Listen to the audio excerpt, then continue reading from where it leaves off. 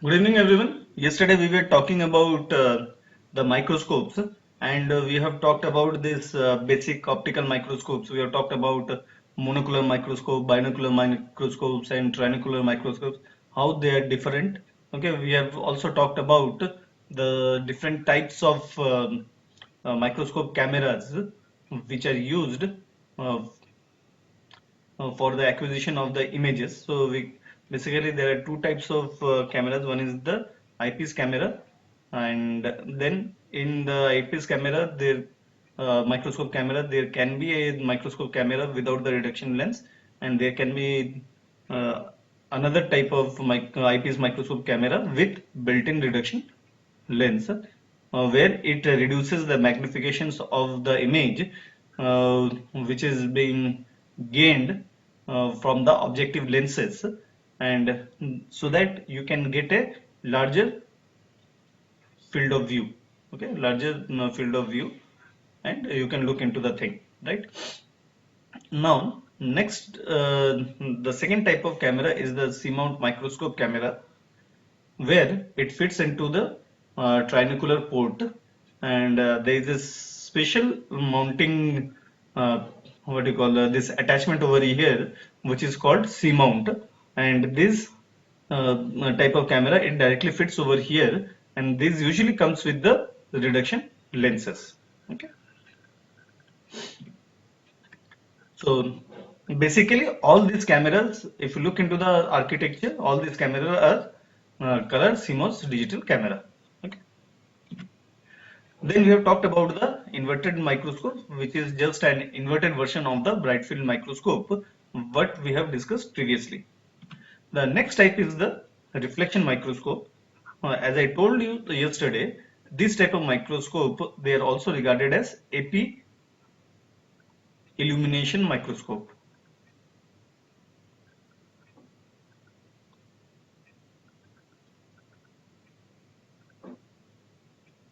Okay. So in this, if you see, there is a condenser, and this is the light housing. Okay, within over here you have the light. It may be halogen or the LED light. Then you have the condensing system. Then you have several apertures. Okay, and then from here the light enters into the optical system.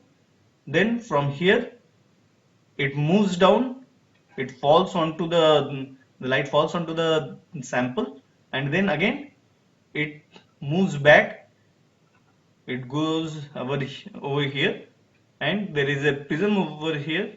In the prism is also present in the uh, this normal optical transmission microscope also, and that reflects the light to the eyepieces, both the eyepieces, if it is a binocular microscope. Okay, so this is the block diagram of the reflected light microscope, which shows the light path which is being followed within the reflected microscope. So you have a light source over here, then these are the condensers, condensing lenses.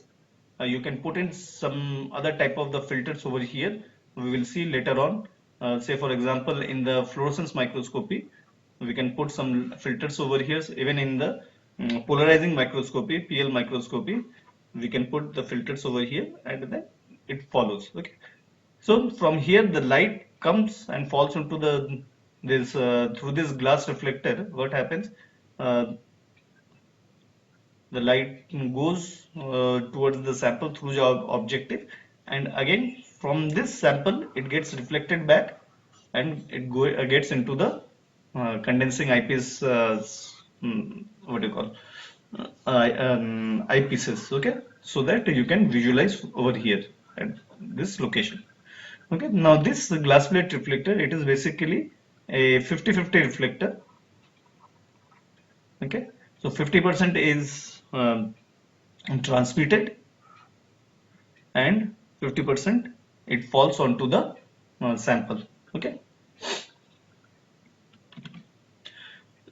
now coming to the different types of microscopic techniques, the bright field illumination technique.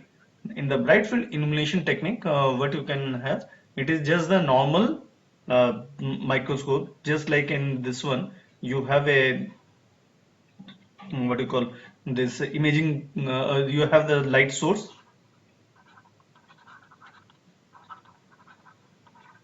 Okay, you have the light source.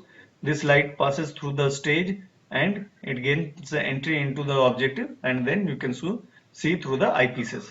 Okay, so this is the normal bright field illumination.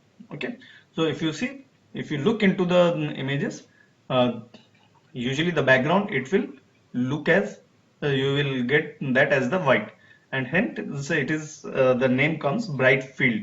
So your continuous structure will be the brighter, and the objects they will be looking somewhat darker as compared to the bright region.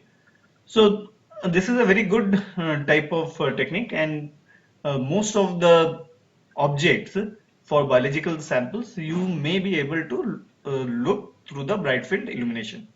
However, if you are willing to look through into the cells or the organelles, the amount of the light is such that what happens, you will not be able to look into the microarchitectures of those small objects or compounds. Okay, so under that condition, various contrast enhancing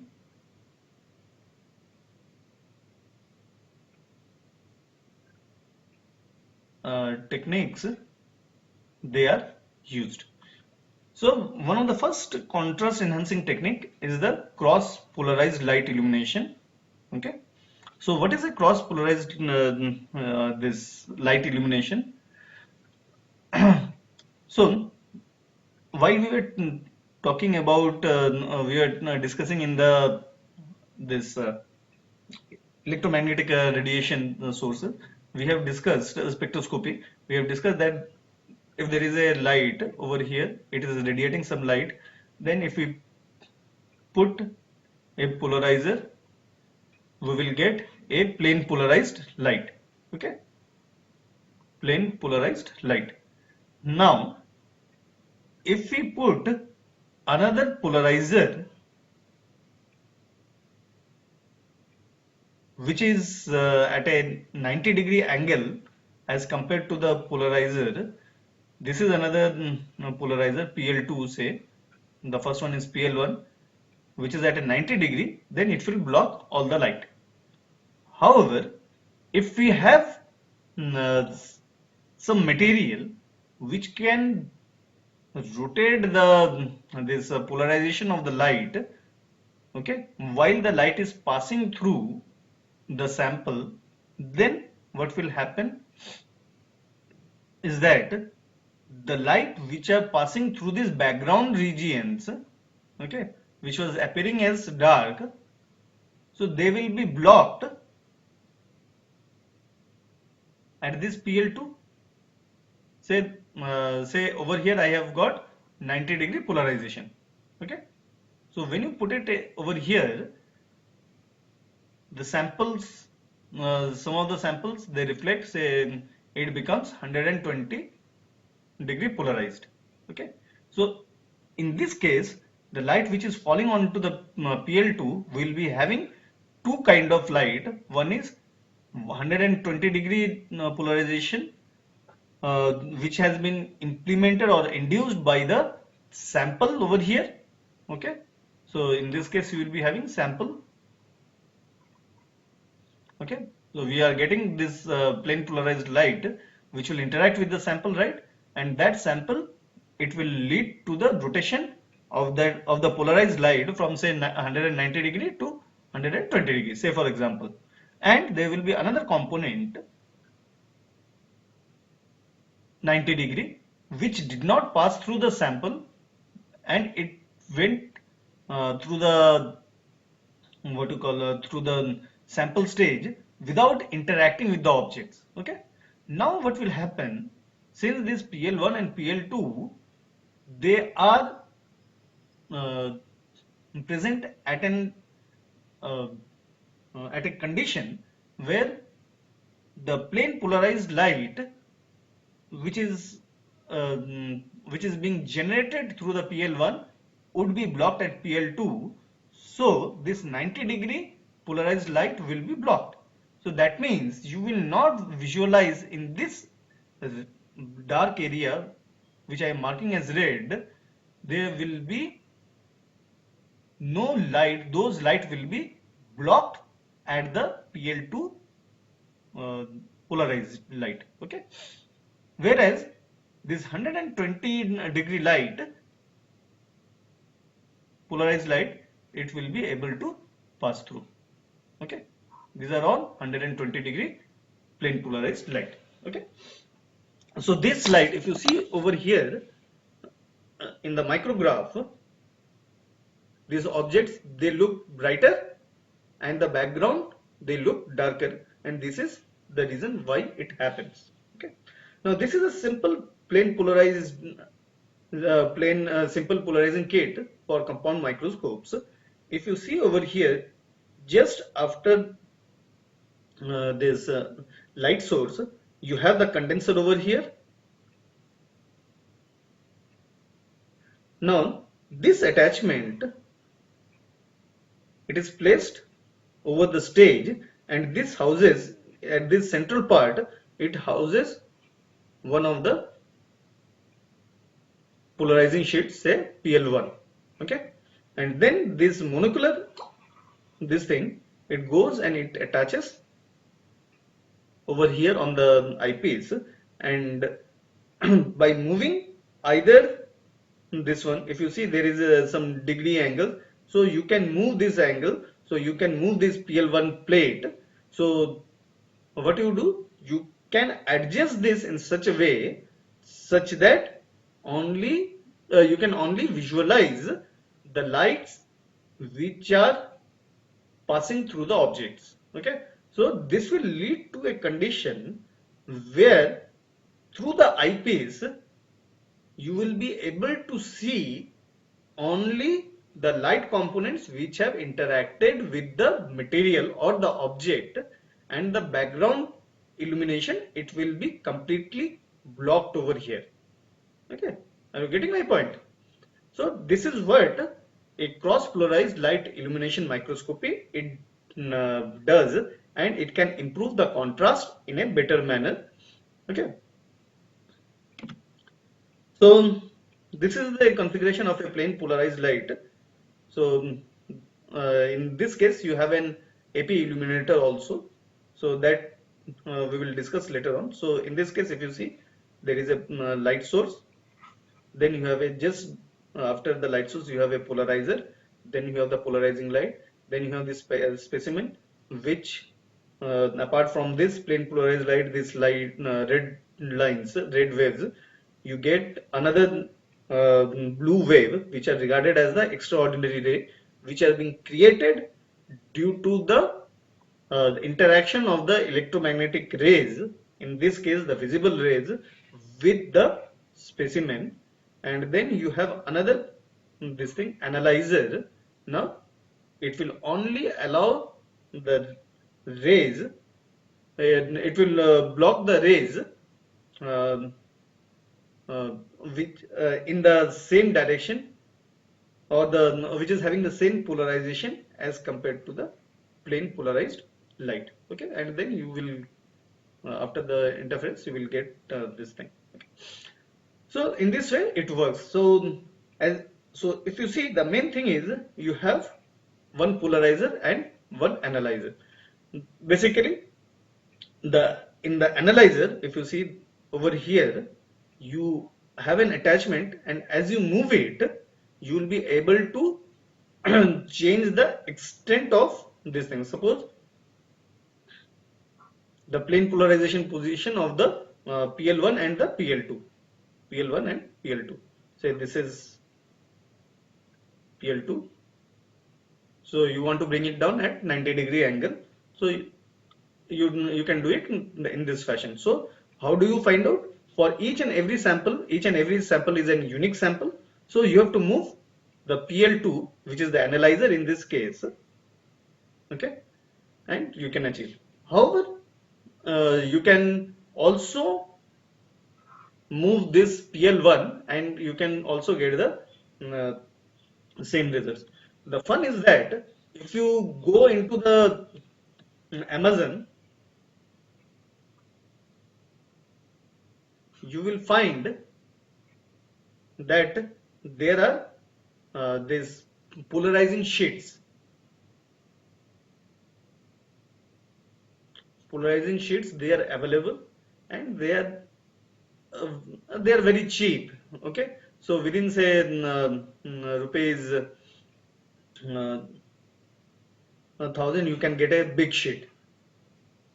Okay, and you can cut and make your own polarizing kit. Okay, you don't have to buy costly polarizing kits. Amscope, it provides you with a very cheap but good quality this polarizing kit, but you can make your own kit. Just you make your own idea. Just the idea is that just before the light enters into your sample and after your light passes through the samples, you have to put the two polarizer and you should have the provision to move either the PL1 or the PL2 in a circular direction, so that you can move either of PL1 or PL2 and you can block the light which is not passing through the object. Okay, so in AP illuminator, what happens? The illumination is from the top, right? Now, over here, you will be getting this analyzer. Okay, you can put one analyzer over here.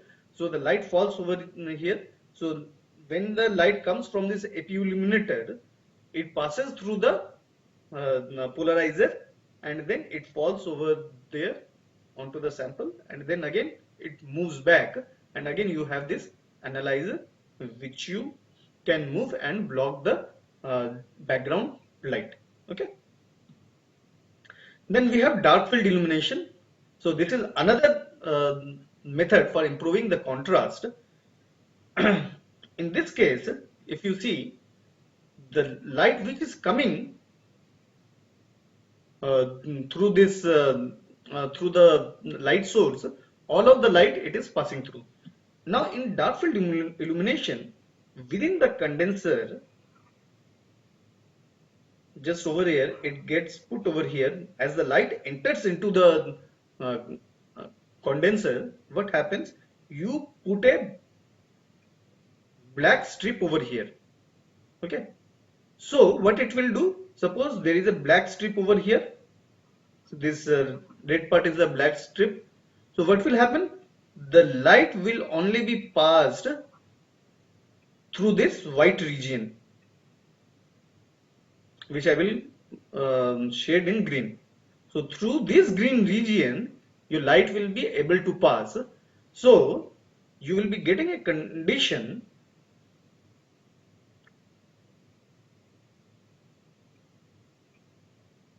So there is a blockage over here.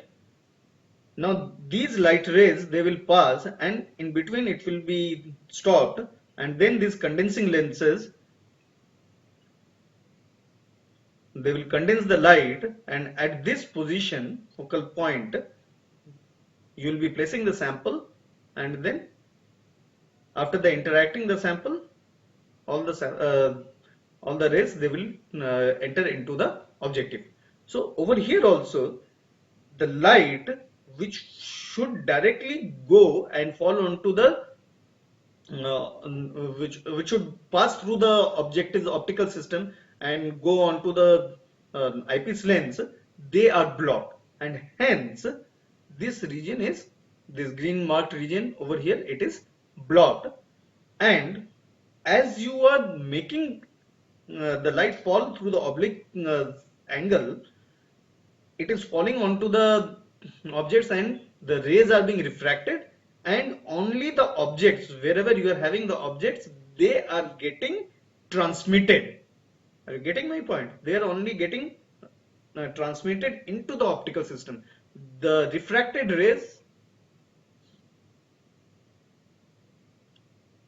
refracted rays which interact with the objects, they are only transmitted through the objective lens, and it goes to the eyepiece object, and you can look into the thing over there.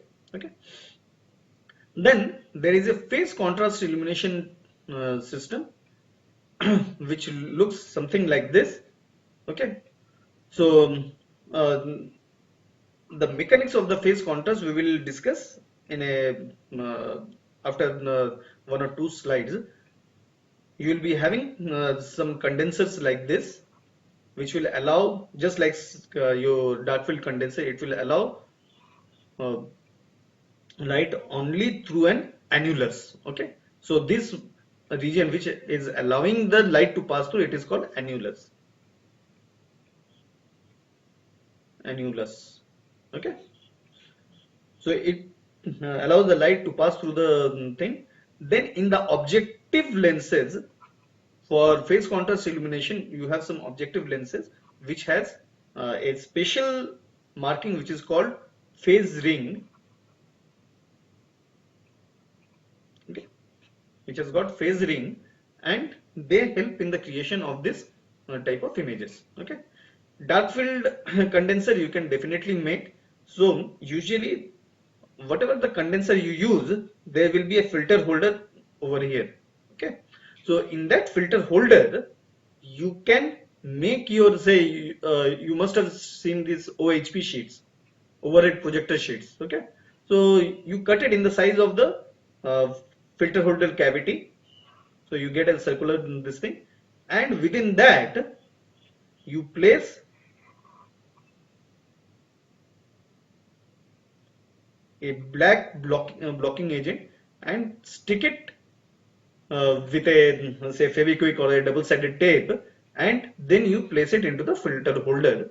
So you can definitely easily make the dark field condenser at your own price. And if you try to get this one from the market, the manufacturer, they will charge a lot of money. So basically you can make it with whatever materials you have at your home. Okay, so why I am telling you these things, I this is because uh, as a researcher you may not find a lot of resources to buy good quality equipments. Okay, so even if you have, say, 30 to 40K microscope, there are some good quality students microscope which are available within this range. I am talking about INR. Okay, you can convert this microscope into a whole lot of other microscopes at a very cheap price. Okay, so one microscope which you buy over here, it can give you uh, microscopic it can give you it can act as a tool to get different type of to get images of different type of microscopic techniques. Say polar bright field microscopy, you will definitely get it. Then if you talk about polarizing microscopy, you will definitely get it. You will be able to get a dark field microscopy. Okay, for this one it's difficult because it is not possible to make the phase ring at a cheap price, and it has to be done at a manufacturer. So phase contrast illumination, it cannot be done. You cannot do this, but you can get very good images over here. Okay, in the dark field illumination, and you can improve the contrast. Okay, then schematic optical path of the dark field microscopy.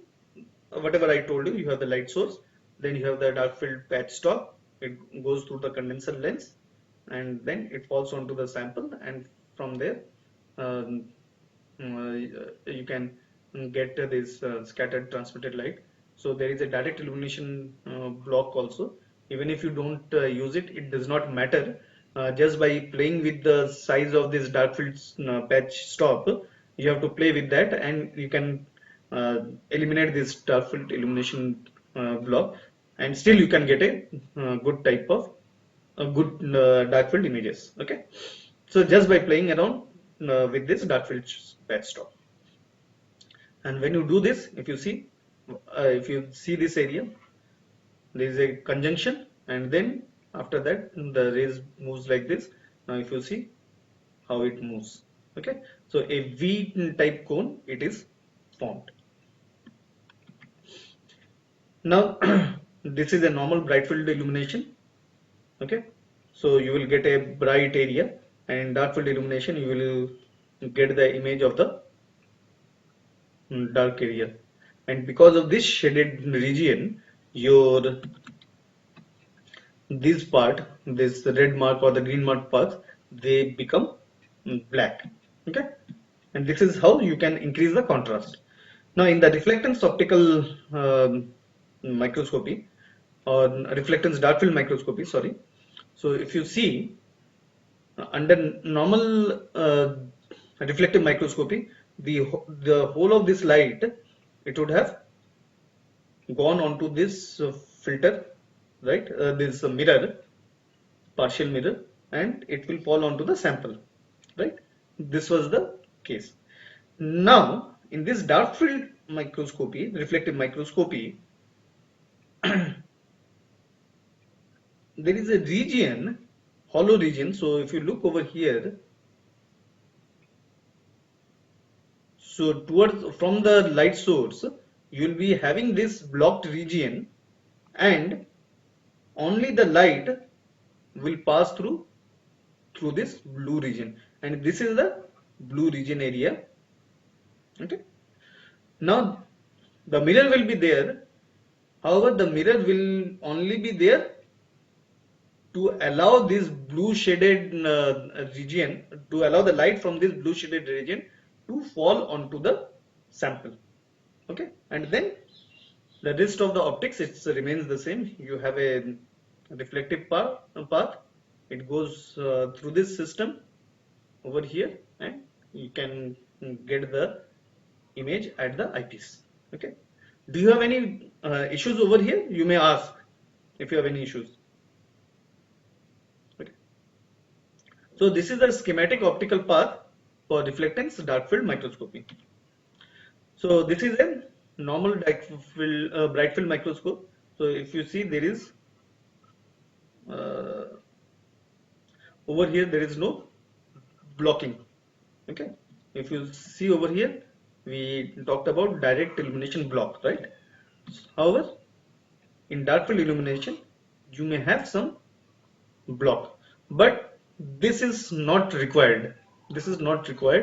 If you just put a stop patch or specific size, you have to play with that size, and you will be able to get the thing over there, this dark field patch stop, okay. So if you play with the size, you will be able to get good dark field images. Now the phase ring, what I was telling you, it has shown the optics in the from top to bottom. The light is being generated from the source over here, and as I told you, there is an annulus.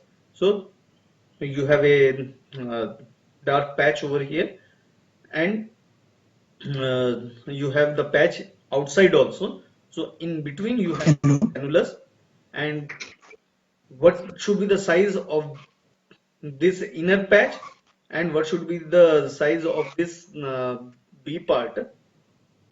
Now the size of this A and B, it will be dependent, it will depend on from optics to optics, and usually they are being set in such a way, they are being set basically by the manufacturer in such a way that they this condenser annulus and this face plate, they form a compatible system, okay.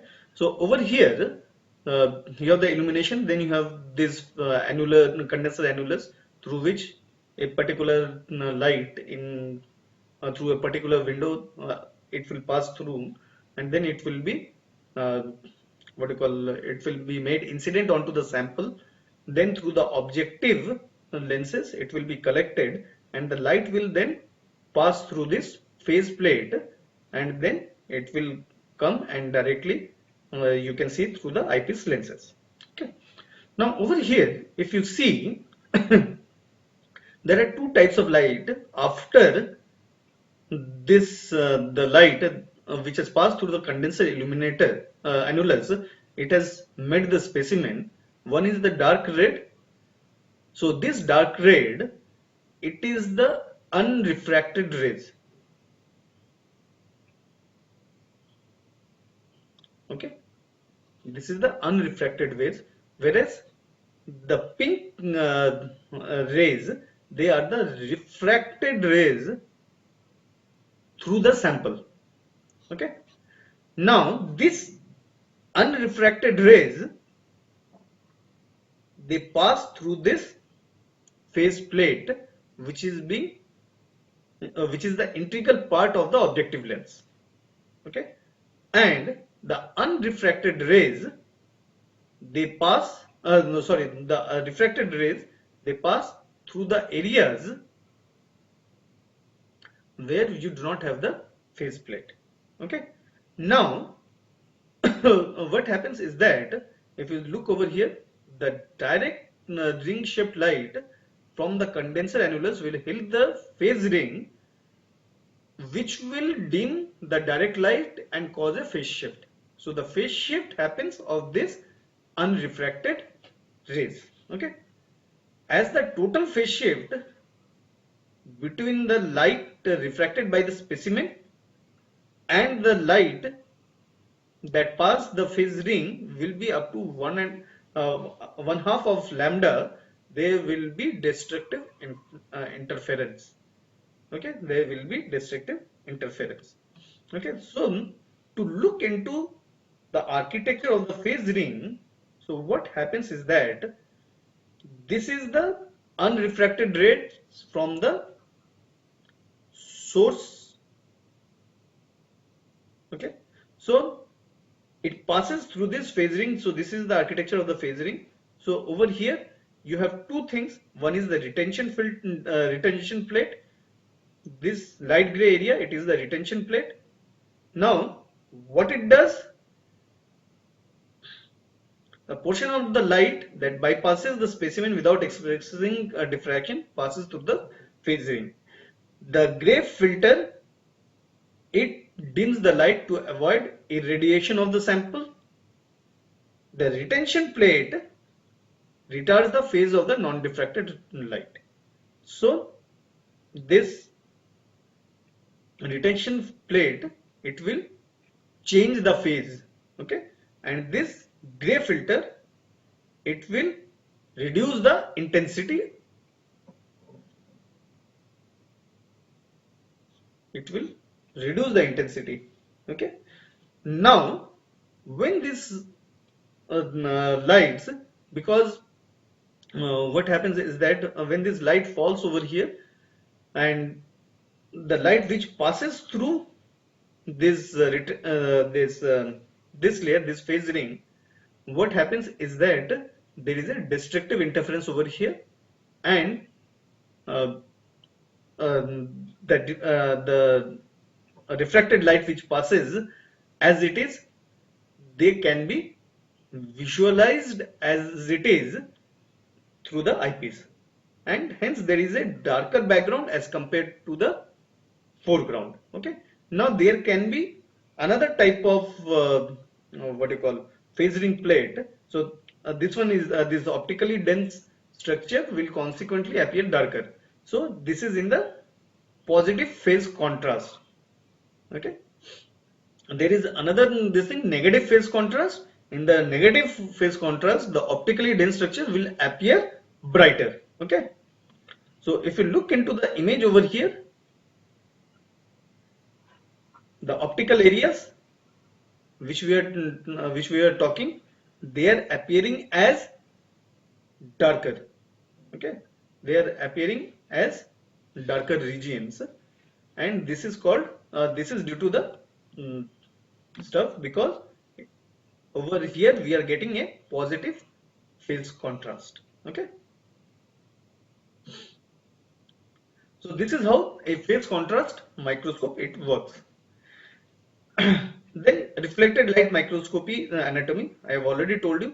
there will be a light source, then you have the condenser, aperture and diaphragm. So whatever we have talked about, say dark field microscope, then polarizing microscope, we can have those filters in this light path. Okay, then it will go and fall onto the sample, and again it will go back, and this is a prism which will redirect the light towards the eyepiece. Okay, so usually in a reflective microscope, you also in a high-ended microscope, you can also get the bright field microscope, this bright field illumination also. Okay.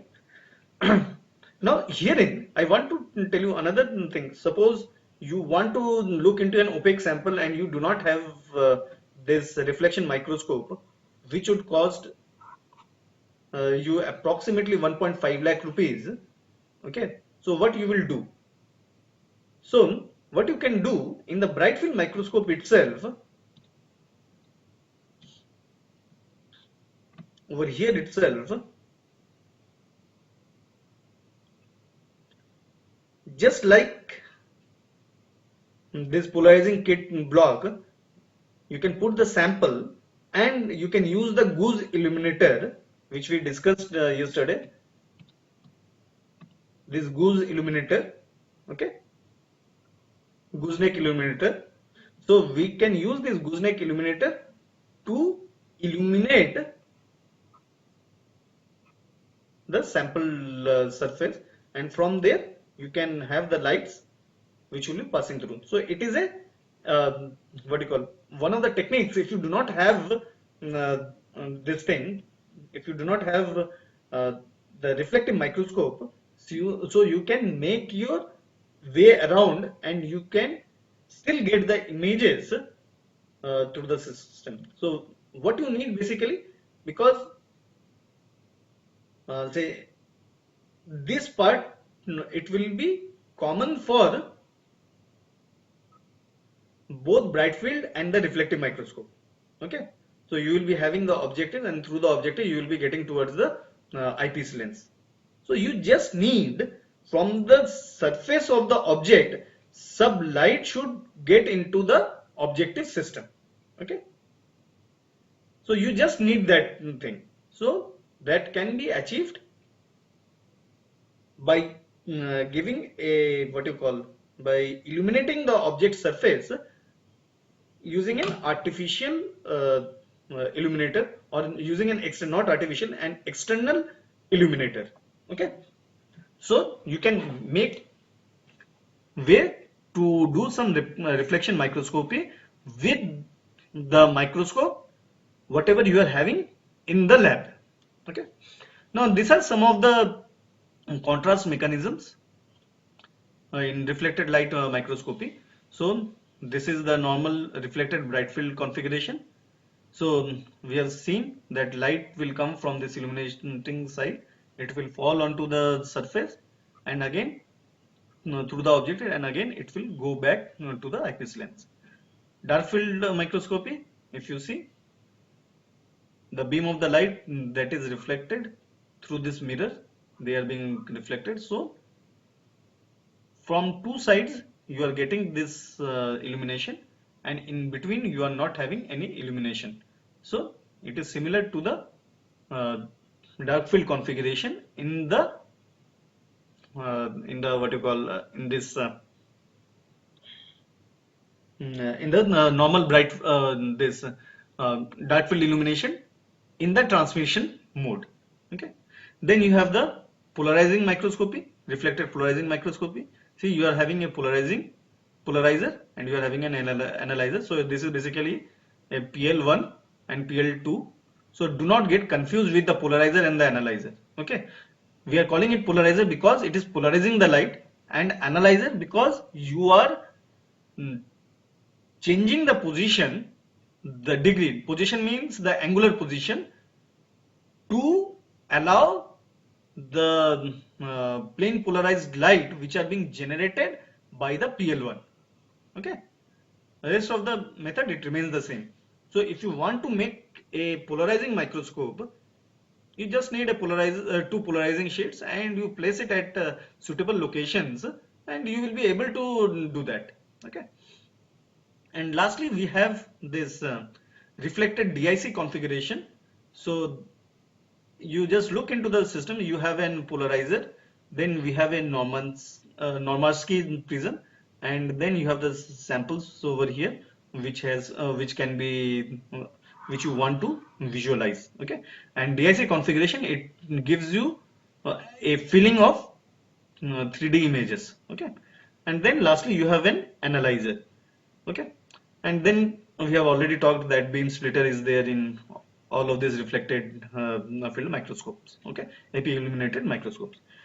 I will discuss this DIC configuration in the transmission mode, and then you can correlate it over here in the reflected microscopy. So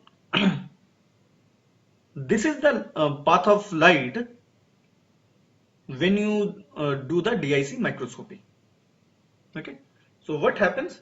You have unpolarized light where you have polarizations in all the directions and they cancel each other. Okay. Then what happens is that in DIC microscopy we generate a polarizing filter, and we take care of the thing that the polarizing filter generates a 45-degree polarized light. Okay. Then this 45-degree polarized light, it passes through Wollaston prism, WOLLASTON prism. Okay. Now what it does is that as it passes through the prism, it generates two types of polarized light. One is 0-degree polarized light and the other is 90-degree polarized light. Okay.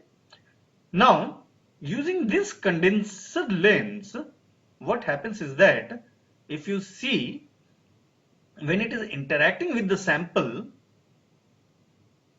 there is a small distance between this 0-degree polarized light and the 90-degree polarized light. Okay, over here 0-degree and the 90-degree polarized light. So this distance is approximately 0.2 micrometer, which is very small. So it is expected that one of these one of these polarized light, it will interact with the sample, and the other one, it will not interact with the sample, and they will pass through the system. Now when they are passing, we will be having two types of polarized light. The first one is the 0-degree polarized light, and the second one is the 90-degree polarized light. However, over here there will be a phase shift by the sample. Okay, there will be a phase shift by the sample. Then again, these two lights, they will be what you call they will be combined, and through this objective lens they will be condensed, and then they will be made to incident onto the Wollaston prism. Okay. So over here, what it does, you have a 0-degree polarized light and you have a 90-degree polarized light which has been phase shifted. Okay. Now, while you are combining, so suppose you are having a vector at 90-degree and you have an electromagnetic vector at 0-degree. So what would be the what you call actual vector? The actual vector, it would be somewhere over here in the middle. Okay.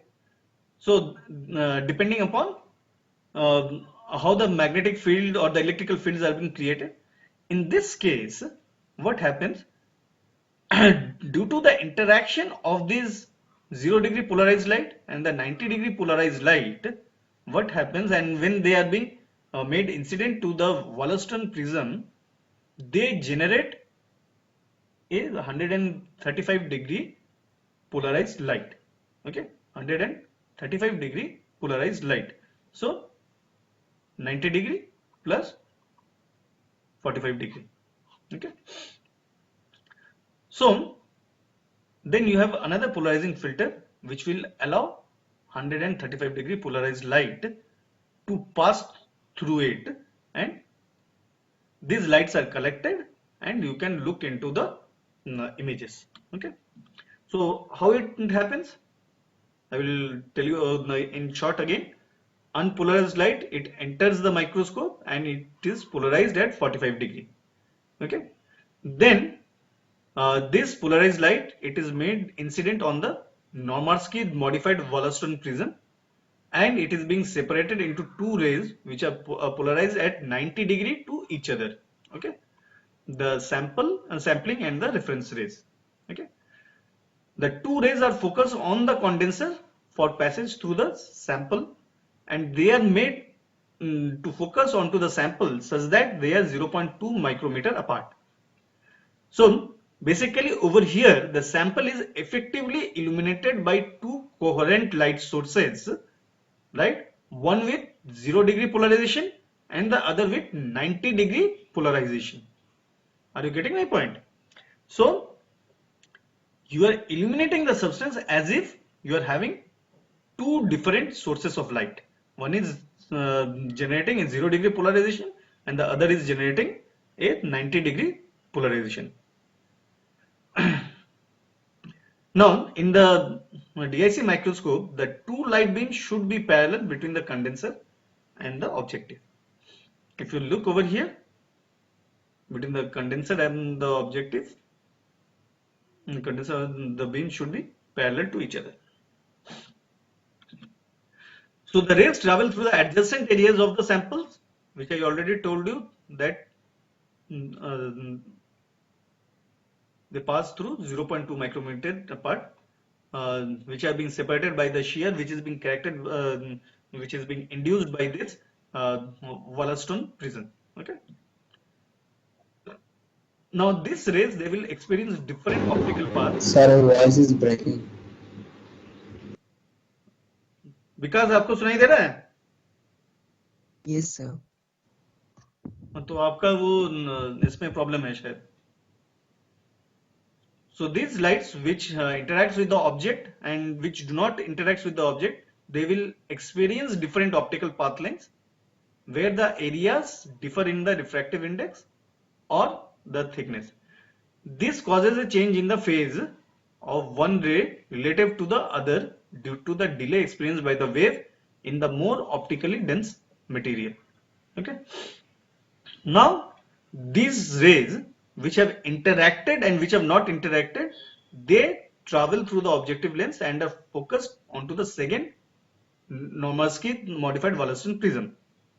Now this second prism, it recombines the two rays into one polarized at 135 degree.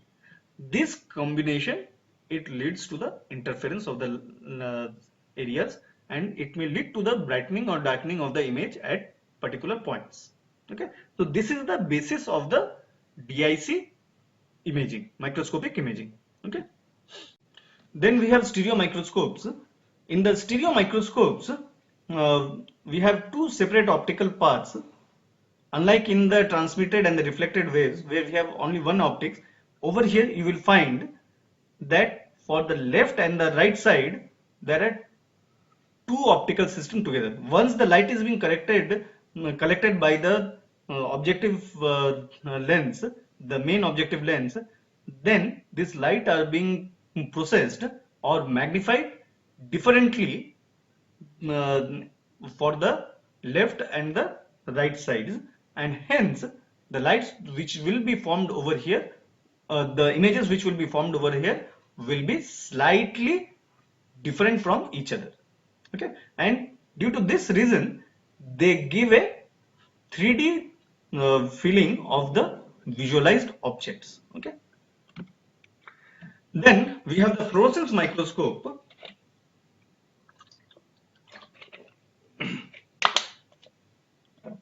Please refer to our electromagnetic radiation spectroscopy, the fluorescence spectroscopy, FL spectroscopy.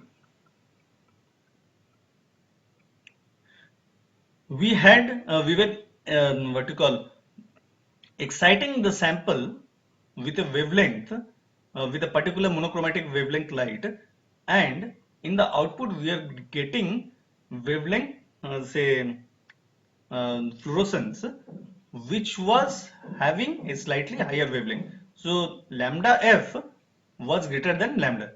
Okay, so that means they are having different wavelengths. Over here, when you have a light source and then you use a filter which will convert this polychromatic light into a monochromatic light, and after it falls onto the sample and it goes back through this dichroic mirror, you have an emission filter. What is this emission filter? This emission filter is basically a blocking filter.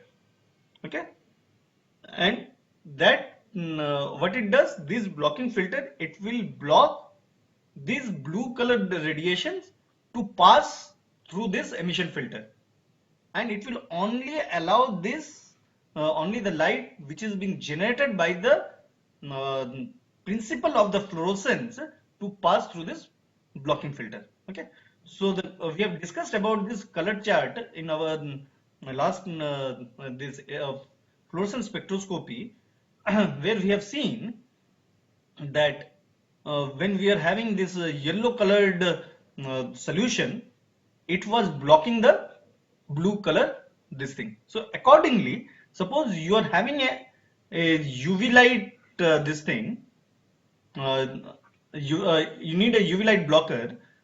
Okay, so that is you are exciting the sample with the UV light, then so it is near to the violet region, so you will need a green color filter to block the UV light. Okay, so in many cases we use the yellow colored filter to block the UV light, and it will only specifically block the UV light radiation. Okay, and you will get the fluorescence which happens at a higher wavelength, which can those lights can be passed through, and you can get or capture the signals in the detector. Okay, so this is a fluorescent. These are the fluorescent microscopic pictures. Okay, so you can go through this one. So this is for the endothelial cells under microscope. Nuclei are stained blue with DAPI, and microtubules are marked green by antibody bound to FITC and actin filaments. And actin filaments are labeled with phalloidin, okay, which are bound to the TRITC. So bovine pulmonary artery endothelial DAPI cells have been used over here. Now, epifluorescent imaging of three components in a dividing human cancer cells.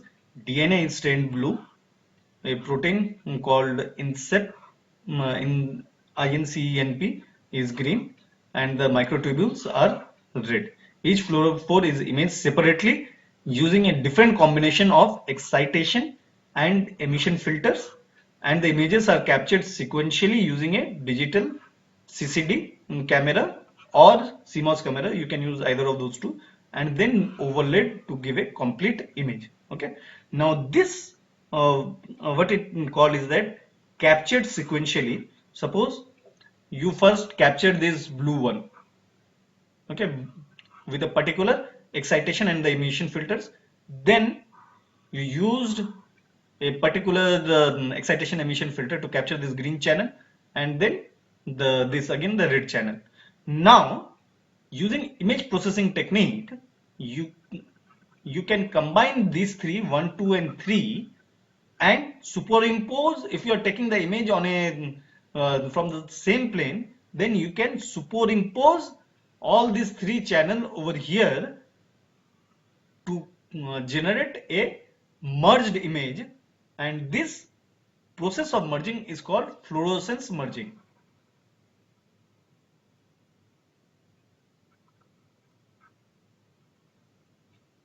Okay, so this process is called fluorescence merging.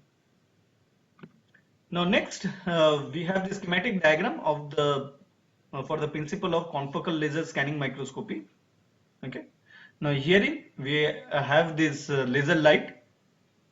Again this fluorescence this confocal microscopy, it is a type of fluorescence microscopy. Okay, and it is usually used in the epi illumination process. light are being this laser light, monochromatic light, they are being made incident onto the dichroic mirror. Then it falls into the sample, and from there it goes back. Now there is a scanning unit, okay, XY control. Now this scanning unit, uh, it lets you scan different portions of the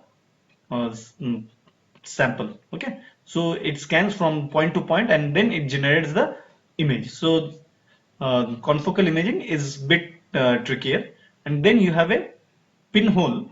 Now this pinhole, it is being moved up and down automatically. So when you move this, so what happens? It allows only the rays which are in focus. So when you use a pinhole, it ensures that the focus is on a from a particular plane. The focus is from a particular plane. Okay. So this is the in focus plane. Okay. So in the then this next point, it is the out of focus. It is a plane.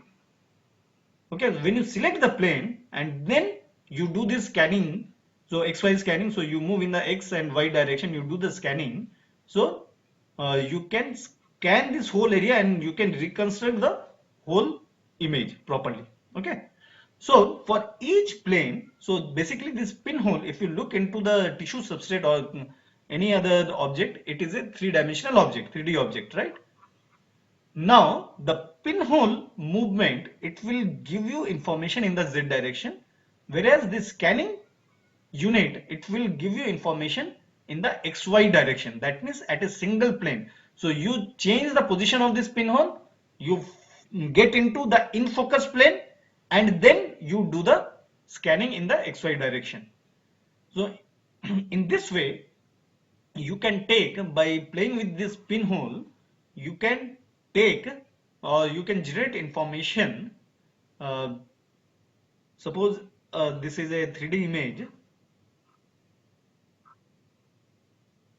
Okay, so you can generate images from different planes, say 1, 2, 3, 4 and so on. You can generate a lot number of planes, and once you have this profiling, you get a stack of images. You get a stack of images, and once you get the stack of images, you can recombine all these stacks and you can generate a 3D image. Okay. Now herein it is an example of confocal microscope images showing the distribution of filaments through a cell. Okay. So this is the lowest part. Then as you go on to the higher surfaces, you get into the sample, you get the images. Okay. So fluorescence, there's a confocal laser microscopy. It is a type of fluorescence microscopy, but over here we are using laser because laser has a higher depth penetration, so it can enter due to its it is having a high power, so it can penetrate to a certain extent within the tissues or within the 3D objects, soft tissues, and you will be able to get the information even from within the samples. And this pinhole arrangement, it will help you to get information about the different planes, and from there you will be able to take the images. Okay, so this is how this fluorescent confocal laser scanning microscopy it works. In our next class we'll be talking about electron microscopes. There are two types of electron microscopes and we'll be talking about that.